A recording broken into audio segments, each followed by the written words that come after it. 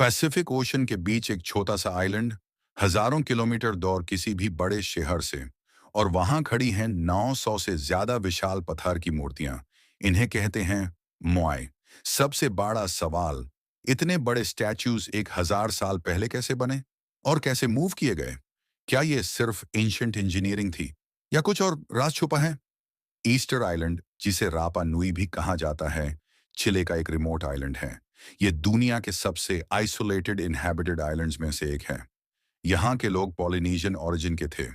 लगभग 1200 एडी के आसपास उन्होंने मोआई स्टैच्यूज बनाना शुरू किया। हर स्टैच्यू किसी पूर्वज, एंसेस्टर का प्रतीक माना जाता था। मोआई स्टैच्यूज एवरेज 13 फीट ऊंचे होते हैं, कुछ तो 30 फीट से भी बड़े हैं। एक स्टैच्यू का वेट 70 टू 80 टन तक हो सकता है। सबसे हैरानी की बात, इनमें से कई स्टैच्यूज को आइलैंड के एक हिस्से से दूसरे हिस्से तक ले जाया गया। लेकिन कैसे? ज्यादातर मोआई वॉल्केनिक रॉक से बनाए गए। रिसर्च कहता है कि इन्हें स्टोन टूल्स से कार्व किया गया, लेकिन उस वक्त ना क्रेन थी न मशीन। कुछ एक्सपर्ट्स कहते हैं कि स्टैच्यूज को लकड़ी के लॉग्स पर रोल करके मूव किया गया। कुछ कहते हैं रोप से वॉक कराया गया, यानी स्टैच्यूज को साइड टू साइड हिलाकर चलाया गया।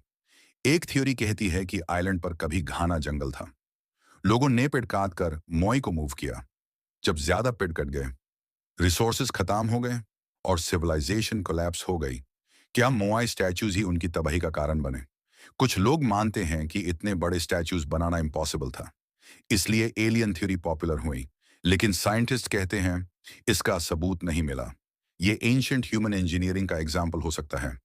आज Easter island UNESCO world heritage site है। आर्कियोलॉजिस्ट्स अभी भी रिसर्च कर रहे हैं। नए एक्सपेरिमेंट्स दिखाते हैं कि स्टैच्यूज को रोप से चलाया जा सकता है।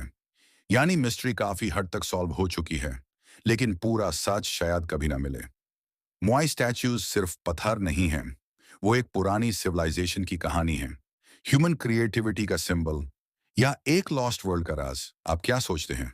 कमेंट में अपनी थियरी जरूर लिखें, और ऐसे ही हिस्टोरिकल मिस्ट्रीज के लिए चैनल को सब्सक्राइब करें।